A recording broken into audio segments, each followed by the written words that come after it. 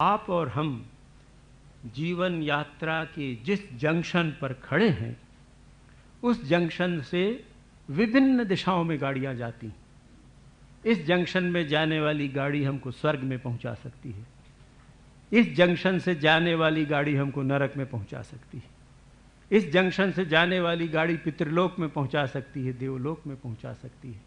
उतना ही नहीं, इसी जंक्शन से जाने वाली गाड़ी हमको ब्रह्मलोक में पहुंचा सकती है, हमारे इष्ट लोक में पहुंचा सकती है, जीवन मुक्ति के धाम में पहुंचा सकती है। तो इस जंक्शन पर आप हम खड़े हैं।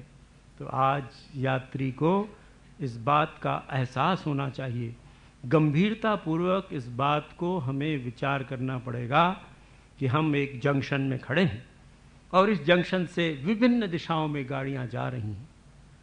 गाड़ियां जब विभिन्न दिशाओं में जा रही हैं, जैसा परमानंद जी ने कहा कि आप स्टेशन में जाके उस बाबू से कहिए कि कोई भी टिकट दे दो, तो कहेगा पागल हो गए हो क्या? इस जंक्शन से 50 गाड़ियां जाती हैं, तुमको कहाँ की टिकट चाहिए? टिकट का बाबू इसका फैसला नहीं कर सकता, स्टेशन मास्टर इसका फैसला नहीं कर सकता। संसार में आपको अर्थात यात्री को छोड़कर और कोई भी व्यक्ति इसका फैसला नहीं कर सकता कि हमको कहाँ का टिकट चाहिए। इसलिए इस पथ पर चलने वाले यात्री के साथ ये बहुत बड़ी सुविधा और फैसला करने जाते हैं। हम लोगों के जीवन में भूलें होती रहती हैं, और भूलें इसलिए होती रहती हैं कि हमने इसके पहले जो अनुभव किए हैं, वही अनुभव आज भी हमको उस रास्ते पर चलाना चाहते हैं। मन का ये स्वभाव है कि मन को जिस बात का अनुभव नहीं है, उसकी वो कल्पना नहीं कर सकता है। इस बात को थोड़ा हम समझ लें, फिर विश्वास के आधार पर चलना पड़ता है। मन को कैसे अनुभव होता है? छूने की वजह से। मैंने इसको छू लिया तो मुझे इसका अनुभव हो गया कि ठंडा है, गर्म है, कड़ा है, नरम है। इसी प्रकार हमारा मन जिन जिन वस्तुओं को छुआ है, जिन जिन व्यक्तियों को छुआ है, जिन जिन घटनाओं को छुआ है उसने, या जिन जिन भावनाओं को छुआ है, उसका ही उसको अनुभव है। जिसको उसने छुआ नहीं है, देखा नहीं है, उसका उसको कभी अनुभव नहीं होता है। तो अब देखिए कहाँ हमसे भूल होती है। फिर यहाँ एक घटना आपके सामने रखूं। ये भी कोई 2-2.5 हज़ार साल से भी ज़्यादा पहले की बात। इस देश में विभिन्न प्रकार के लोग रहे हैं, आज भी हैं, जिन्होंने जीवन के सभी क्षेत्रों में प्रयोग किए। ऐसा एक राजा था, उसके एक ही राजकुमार था, एक ही पुत्र था। तो वो राजा जिस रास्ते पर चला था, तो उसके मन में वही इच्छा थी कि मेरा कुमार भी ऐसा ही हो, बहुत संपन्न हो, सुखी हो, आनंद करे। तो उसके मन में ऐसा लगा कि जिस रास्ते पर मैं चला वो रास्ता सुखद है, सुखदायी है। यदि उस रास्ते को मैं और अधिक सुखी बना दूं, सुखदायी बना दूं, तो मेरा ये राजकुमार आनंद पूर्वक उस रास्ते पर चलने लगेगा। तो इसीलिए बच्चा थोड़ा बड़ा हुआ भी, किशोर अवस्था में ही पहुंचा था, तब से इस राजा ने ऐसी व्यवस्थाएं की कि संसार में जिसको हम सुख कहते हैं या सुविधाएं कहते हैं, उसके जीवन में सुविधा के अतिरिक्त और किसी बात का अनुभव ही न हो, ऐसी उसने व्यवस्था की। राजकुमार भी बड़ा बुद्धिमान, सुष्ट, बड़ा बलिष्ठ शरीर, देखने में सुंदर, गुणवान, बुद्धिमान, सारी सुविधाओं में वो कृष्ण पक्ष, शुक्ल पक्ष के चंद्रमा के समान बढ़ने लगा। और जब राजकुमार समर्थ हुआ, कैशोर से यौवन में आया, तब तक इस राजकुमार को संसार की सुविधाओं में रचा पचा देने के लिए, डुबा देने के लिए उस राजा ने कोई कमी नहीं की। उसके लिए रंग महल बनवाए गए, ऐसे महल बनवाए गए, ऐसे बाग लगाए गए कि उस राजकुमार को हमेशा वसंत ऋतु लगे। गर्मी के लिए अलग महल बने हुए, शीतकाल के अलग महल हैं, वर्षा के लिए अलग व्यवस्था है। और इस व्यवस्था में उस राजकुमार को रचा पचा के भुला के रखा। जितनी सुविधाएं उपलब्ध कराई जा सकती थीं, ऐश्वर्य की, भोग की सारी सुविधाएं उपलब्ध करा दी गईं। भगवान की कृपा से एक अत्यंत रूपवती, गुणशीला, सहधर्मिणी पत्नी मिली, अनुकूला पत्नी मिली, और जैसे सोने में सुगंध जोड़ने के लिए एक पुत्र रत्न की प्राप्ति हुई, और लगा है राजकुमार उसमें डूबा, अपनी यात्रा में चल रहा है या चलाया जा रहा है। इस यात्रा में उसने यात्रा का वो पक्ष कभी नहीं देखा कि जहाँ कटीली झाड़ियाँ भी हैं, जहाँ पहाड़ हैं, जहाँ उतार चढ़ाव है, जहाँ अंधेरी गुफाएं भी हैं। चलता रहा, आनंद से उसकी यात्रा चल रही है। राजा बड़ा प्रसन्न, वाह सफल हो गया। अचानक एक दिन की बात, राजकुमार घूमने निकलता है और देखता है कि एक व्यक्ति करा रहा है, कष्ट में है। राजकुमार को आश्चर्य हुआ कि ये क्या है, आज तक तो मैंने ऐसा किसी को देखा नहीं था। और तब इस जीवन की यात्रा का दूसरा पक्ष, वह भी उतना ही सत्य है जितना रंग महल है, जितनी अनुकूला पत्नी है, या जितने संसार के दूसरे भोग हैं। और वो ये था कि राजकुमार को बताया गया कि राजकुमार, ये व्यक्ति रोगी है और इस रोग के कारण इसे कष्ट हो रहा है। राजकुमार ने पूछा, अच्छा इस व्यक्ति को रोग हुआ, और भी किसी को होता है? उत्तर मिला कि कुमार, सबको हो सकता है। तो क्या मुझे भी हो सकता है? हाँ, तुम्हें भी हो सकता है। विचार में मग्न हो गया। चलो फिर यात्रा प्रारंभ हुई। जब रोगी को देखकर आया तो थोड़ा सा फीका रस रंग लगा, भूल गया। कुछ दिन फिर चले। कुछ दिन जाने के बाद संयोग की बात, इस यात्रा में राजकुमार घूमने निकला तो उसे एक वृद्ध व्यक्ति दिखा। रोग के विषय में तो राजकुमार ने सोचा था कि मैं तो स्वस्थ हूं, आज तक मुझे कष्ट नहीं हुआ है। कदाचित उसके चिकित्सकों ने भी बताया होगा कि इन व्यवस्थाओं में रहने से व्यक्ति को रोग नहीं हो सकता, इसलिए तुम रोग से मुक्त हो। पर जब उसने एक वृद्ध व्यक्ति को देखा और पूछा अपने सारथी से कि ये कौन है, तो सारथी की विवशता थी। उसने कहा, कुमार ये वृद्ध है। अच्छा, ये वृद्ध, वार्धक्य क्या होता है, बुढ़ापा क्या होता है? उसने बताया कि कुमार, ये प्राणी मात्र की नियति है। जिसने जन्म लिया है, जो युवक हुआ है, वो एक दिन अवश्य वृद्ध होगा। कुमार को आघात लगा, क्या मैं भी वृद्ध होऊंगा? सारथी ने मौन स्वीकृति दी। कुमार का हृदय हाहाकार कर उठा कि मेरा इतना सुंदर शरीर, मैं भी वृद्ध हो जाऊंगा। फिर चिंता लगी। आया लौटकर, और कुछ दिन बीते। यात्रा चल रही थी। यात्रा के अनुभवों को आप नकार नहीं सकते। इस यात्रा में संयोग की बात कि एक दिन उसने देखा कि 4 लोग कंधे पर उठाकर किसी को ले जा रहे हैं अर्थी मठी। कुमार ने पूछा, ये क्या हो गया? फिर सारथी ने कहा, कुमार इसका नाम मृत्यु है, और जिसने जन्म लिया है उसको मरना पड़ेगा। कुमार ने पूछा, क्या मुझे भी मरना पड़ेगा? सारथी ने कहा, कुमार रोग से तो चाहे व्यक्ति बच भी जाए, पर जरा और मृत्यु से बच नहीं सकता। बुढ़ापे से वो बच नहीं सकता है, मृत्यु से वो बच नहीं सकता है। इसलिए कुमार, एक न एक दिन तुम्हें भी जाना पड़ेगा, मुझे भी जाना पड़ेगा। निराश हो गया कुमार, उदास हो गए। लौटकर आए महल में, सब कुछ फीका लगने लगा, कहीं कोई स्वाद नहीं। वही राग रंग, वही नर्तकियां, वही दास दासियां, वही सुस्वादु भोजन, वही अनुकूला सेवा परायणा पत्नी, किंतु कहीं कुमार को रस नहीं मिल रहा। नीरस हो गया, निराशा में डूब गए कि जीवन में कोई दिशा नहीं मिली, क्या करें? संदेह हुआ कुमार के मन में कि कुछ गलती हो गई, कहीं कोई बात ऐसी रह गई, कोई चूक हो गई। यात्रा तो बहुत अच्छी मेरी चल रही थी, पिता ने सारी व्यवस्थाएं कर दी थी, समर्थ होने के बाद मैंने भी व्यवस्थाएं कर ली हैं। ये जीवन की यात्रा जो निरंतर चल रही है, उसमें ये व्यवधान, आज मेरे साथ बुढ़ापा नहीं है, आज मैं रुग्ण नहीं हूं, आज मैं मृत भी नहीं हूं, फिर भी ये अवसाद, कैसे ये अवसाद। और तब कुमार को लगता है कि कुमार कितने दिन तक इस अवसाद से बच सकोगे, ये अवश्यंभावी है।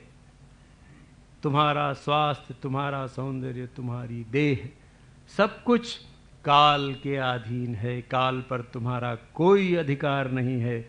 और क्योंकि काल पर तुम्हारा अधिकार नहीं है, इसलिए काल का प्रभाव तुम्हारी देह पर होगा ही।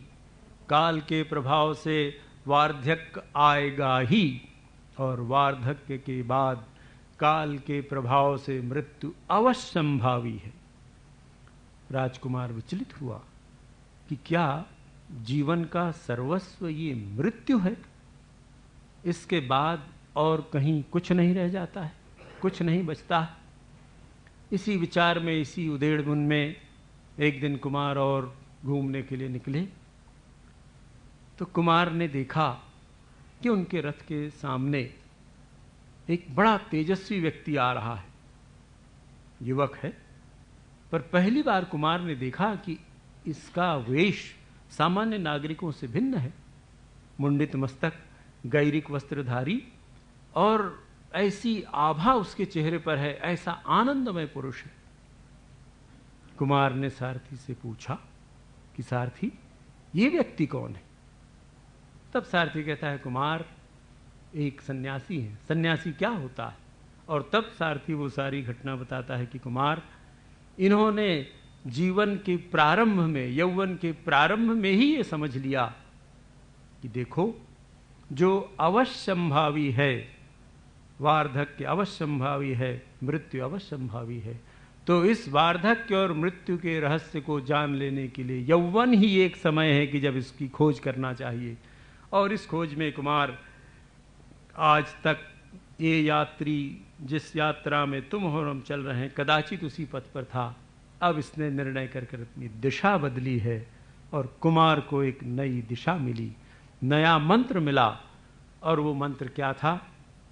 आप सभी इस घटना से परिचित हैं। ये कुमार सिद्धार्थ, शुद्धोधन के पुत्र सिद्धार्थ थे। राजकुमार सिद्धार्थ ने गहन विचार के बाद वही पता लगाया कि मैं कहाँ खड़ा हूँ। और राजकुमार को पता लगा कि जिस यात्रा का अभी मैं यात्री हूँ, वह यात्रा मुझे वार्धक्य की ओर ले जाएगी, मृत्यु की ओर ले जाएगी, विनाश की ओर ले जाएगी। और इसलिए मैं इस यात्रा में सफल नहीं हो सकूंगा। बड़ी चिंता में लग गए कुमार। चिंता कैसे दूर हो, कोई उपाय नहीं सूझ रहा था। और तब एक दिन उसने निर्णय किया कि मुझे अपनी यात्रा की दिशा बदलनी पड़ेगी। और जब हम अपनी अवस्थिति पर विचार करेंगे, हम अपनी स्थिति के साथ साथ अवस्थिति पर विचार करेंगे, तो हमें भी ये पता लगेगा कि हम जीवन में जिस दिशा में चल रहे हैं, जीवन की यात्रा में जहाँ चल रहे हैं, उसकी दिशा क्या है, वो यात्रा हमें कहाँ ले जाएगी। और जब ये विचार मन में आएगा कि यात्रा हमें कहाँ ले जा रही है, तो कुमार की तरह हमें भी समझ में आएगा, हो सकता है हमारे जीवन में दूसरी घटनाएं आए, हो सकता है दूसरी प्रकार की परिस्थितियां हमारे जीवन में आए, किंतु ये परिस्थितियां इंगित उसी ओर करेंगी कि यदि हम राजकुमार सिद्धार्थ की तरह संसार की सारी सुविधाओं में रचे पचे होकर ये सोच रहे हों कि जीवन की यात्रा तो आनंद पूर्वक चल रही है, तो सिद्धार्थ स्मरण दिलाता है, संसार का हर महापुरुष ये स्मरण दिलाता है, हमारा मन अपना स्मरण दिलाता है कि ये यात्रा अधिक दिन तक नहीं चलेगी। इसके बाद के जो स्टेशंस आएंगे, इसके बाद की जो पगडंडियाँ आएंगी, पथ आएंगी, वो कटीली होंगी। और तब हमारे पास निकास का कोई मार्ग नहीं रहेगा।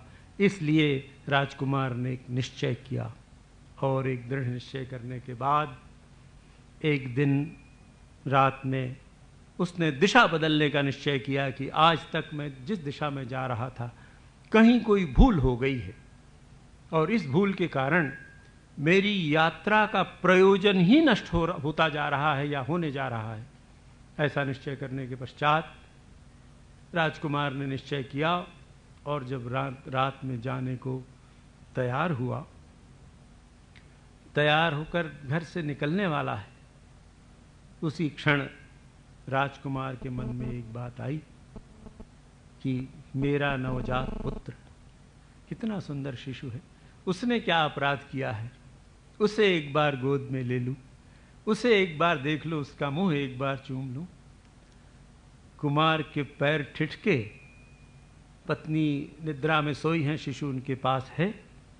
एक बार ऐसा लगा कि जाकर देख लूं, पर इतने दिनों के अनुभव ने कुमार को बता दिया था कि यदि इस क्षण तुम चूक गए तो तुम्हारे यात्रा की दिशा नहीं बदलेगी, फिर तुम उसी दिशा में चलोगे जिस दिशा में चल रहे हो।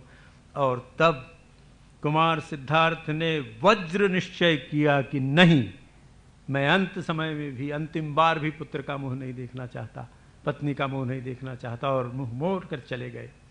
और तब सिद्धार्थ तथागत भगवान बुद्ध हुए। और कब हुए? जब उन्होंने दिशा बदली। तो आप हम सब उसी यात्रा के यात्री।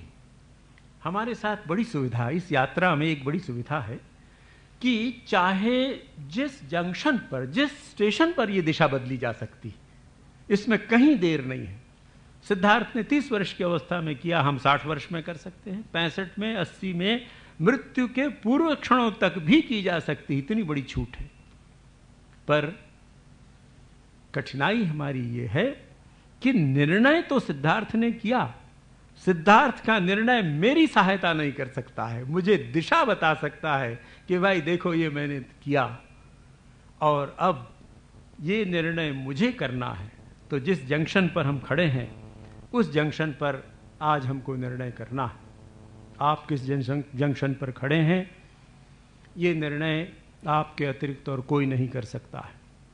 जब आप विचार करेंगे तो ये देखेंगे कि आज तक जो कुछ आपके प्रयत्न हैं, आपने जो कुछ किया, उसकी जो फलश्रुति है, उसकी जो बैलेंस शीट है, उस बैलेंस शीट में आपके पास क्या बचत है, आपको कितना लाभ हुआ है।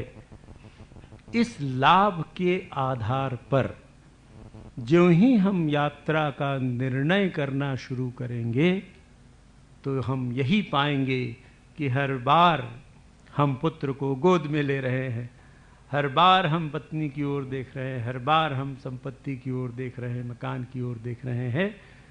तो इस यात्रा में एक बड़ी कठिनाई ये होती है कि जो कुछ भी हमने तथाकथित उपलब्धियां की हैं, वो उपलब्धियां हमको बताती हैं कि वाह वाह, हम तो यात्रा के बहुत निकट पहुंच गए हैं, गंतव्य के पास पहुंच गए हैं। और इस प्रकार विचार जब आता है तो क्या होता है, अच्छा ठीक है, आज इस गाड़ी में चल के देखें ना, अनेक गाड़ियां तो जंक्शन में चल रही हैं, और जब हम जंक्शन से जाते हैं तो देखते हैं कि भले ही थोड़ी देर लगी पर वो गाड़ी घूम के फिर उसी जंक्शन में आ गई। तो लगता है कि अरे निकले तो यहीं से थे, फिर निकल कैसे, पहुंच कैसे यहाँ गए। और तब हमारा मन उस पर विचार नहीं करने देता है। तो हमें ये स्मरण रखना पड़ेगा कि हमारा ये जन्म हमारी यात्रा का प्रारंभ नहीं है। इतनी सारी कथाएं या दृष्टांत देकर यही बात मैं आपके सामने रखना चाहता हूं कि हमको ये स्मरण रखना पड़ेगा कि हमारा ये जन्म हमारी यात्रा का प्रारंभ नहीं है।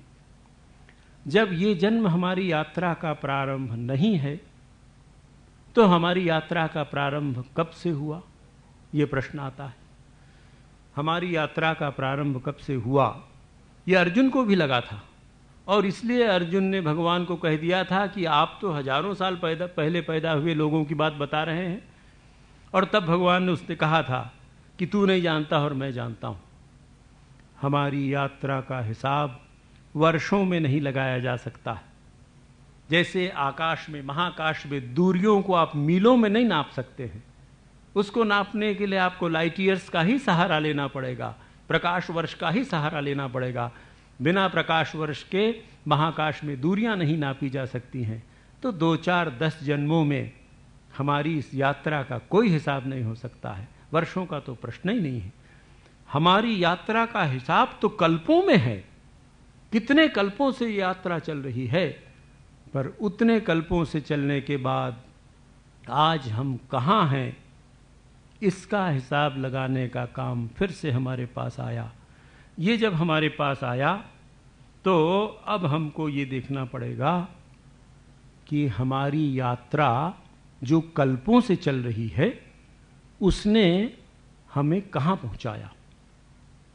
कहाँ पहुँचाया जब हम देखेंगे तो आपको एक खाता लेकर बैठना पड़ेगा, एक किताब, एक नोटबुक लेकर बैठना पड़ेगा। चाहे आप मन के नोटबुक में लिखिए, अभ्यास न हो चिंतन का, विचार का, तो नोटबुक लेकर बैठिए। क्योंकि जैसा मैंने आपसे निवेदन किया कि ये सब कुछ हम लोग अपने अनुभव के आधार पर करेंगे। जो कुछ हमने अनुभव किया है उसी अनुभव पर इस चर्चा में, इस चिंतन में विचार करेंगे और तब आवश्यक परिवर्तन, परिवर्धन अपनी यात्रा और दिशा में करेंगे। तो यहाँ एक प्रश्न ये आएगा कि जहाँ बहुत पहले, कल्पों पहले यात्रा शुरू हुई, तो यहाँ एक जगह विश्वास और आस्था और विचार का प्रश्न है। तो विश्वास और आस्था की बात बाद में, अभी विचार का पक्ष लें। तो विचार का पक्ष ये है कि अपनी अवस्थिति जानने के लिए जब हम अपनी परीक्षा करने बैठें तो हमें देखना पड़ेगा पहले कि क्या क्या हमने पाया, क्या क्या उपलब्धियां हुई, अच्छी बुरी जो भी हों, और सामान्यतः बुरी उपलब्धि कोई नहीं चाहता। इन उपलब्धियों के बाद उसका हिसाब लिखते ही फिर मन से पूछना पड़ेगा कि और क्या क्या हम चाहते हैं। इसके बिना अवस्थिति का ज्ञान नहीं हो सकता है।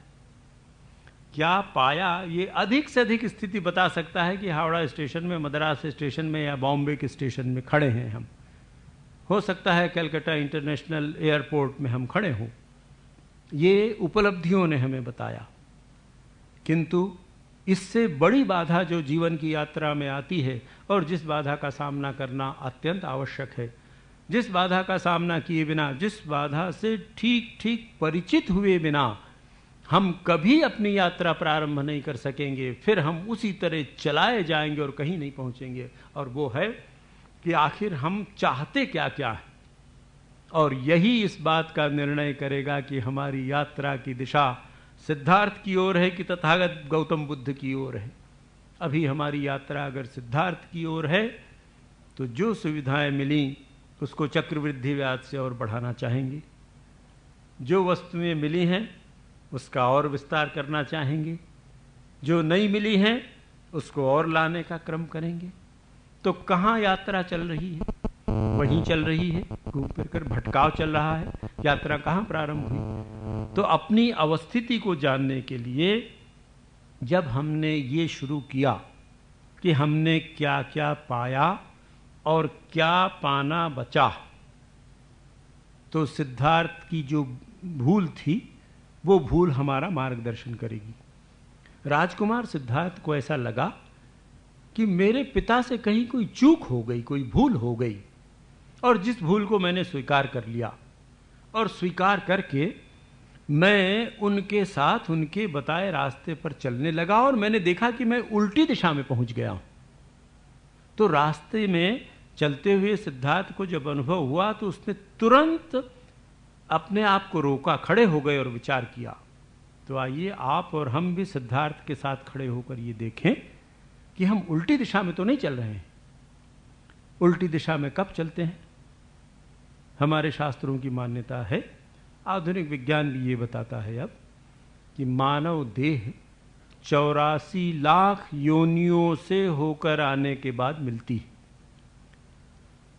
मनुष्य की देह को छोड़कर अन्य सभी देह केवल भोग योनियां हैं। चाहे वो देवता की देह हो तो पशु की देह हो तो, उसमें कोई अंतर नहीं है। तो ये सभी योनियां भोग योनियां हैं। केवल मानव देह ही एक ऐसी योनि है जो भोग योनि नहीं है। तो इसी योनि में, मनुष्य देह में ही हम अपनी यात्रा की दिशा बदल सकते हैं, और किसी योनि में आप दिशा नहीं बदल सकते। बाध्यता है, गाय गाय के समान रहेगी, कुत्ता कुत्ता के समान रहेगा, हाथी हाथी के समान रहेगा। उसी प्रकार देवता देवताओं के समान रहेगा। क्षीणे पुण्य मर्त्यलोकम विशंति, मर के वो फिर यहीं आएंगे। पर मनुष्य में ये सामर्थ्य है, वो चाहे तो देवता बन जाए और चाहे तो पशु हो जाए। तो हमारी यात्रा उल्टी कब हो जाती, भूल हमसे कब होती है?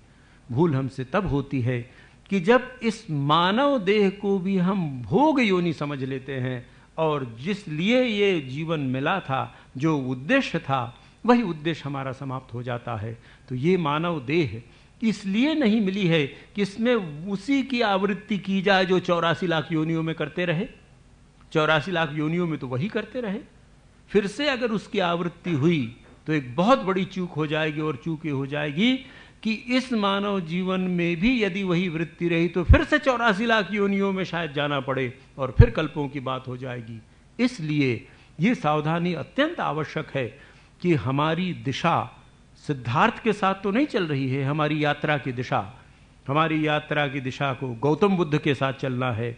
तो यदि हमारा मन फिर से हमें कहता है कि हमारे सुख की व्यवस्था हो, सुविधा की व्यवस्था हो, शास्त्र की भाषा में भोगों की व्यवस्था हो, यदि हमारा जीवन देह केंद्रित है, केवल इंद्रियों से मिलने वाले सुखों की ओर ही हमारी सारी वृत्ति है, और आज तक जो हमने उपलब्धियां की, चाहे संपत्ति का संचय हो, धन का संचय हो, मान पद का संचय हो, यश का संचय हो, ये सब कुछ केवल इन्हीं 5 इंद्रियों को तृप्त करने के विभिन्न प्रकार मात्र हैं। उसमें कोई अंतर नहीं है। यश का भूखा धन का लोभ छोड़ सकता है, पर धन का लोभ जितने बंधन का कारण है, यश का लोभ भी उतने ही बंधन का कारण है। इसलिए हमारी दिशा न बदल जाए, दिशा उल्टी न हो जाए, इस बात पर विचार करना पड़ेगा। तो ये कब होगा? वही कहाँ खड़े हैं, अवस्थिति क्या है।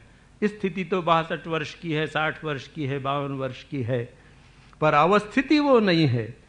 अवस्थिति तो आगे की शायद 200 वर्ष की योजनाएं हों, और पीछे जो कुछ नहीं मिला है कैसे उसको जल्दी से जल्दी कर लो, इसकी योजना हो। तो ये अवस्थिति का जब हमें ज्ञान होगा, तब सिद्धार्थ की तरह लगेगा कि अरे स्थिति पर भी मेरा कोई अधिकार नहीं है। अवस्थिति तो ठीक है कि मैं बड़ा संतुष्ट हूँ कि राजा का पुत्र हूँ और चक्रवर्ती सम्राट बनूंगा और सब बनूंगा, किंतु सिद्धार्थ को जो बात समझ में आई थी कि जो हमारी शक्ति के बाहर है, जिस पर हमारा अधिकार नहीं है, उस ओर सावधान होना पड़ेगा। तो हमारे जीवन की ये जो यात्रा है, मानव जीवन की यात्रा है, वो इसलिए नहीं मिली है कि हम इसमें भोग करें। ये है, शास्त्र की भाषा में कहें तो योग के लिए, हमारी भाषा में अगर कहें तो हम गंतव्य पर पहुंचने के लिए आए हुए हैं। आज तक निरंतर यात्रा चलती रही, अब हमको गंतव्य पर पहुंचना है।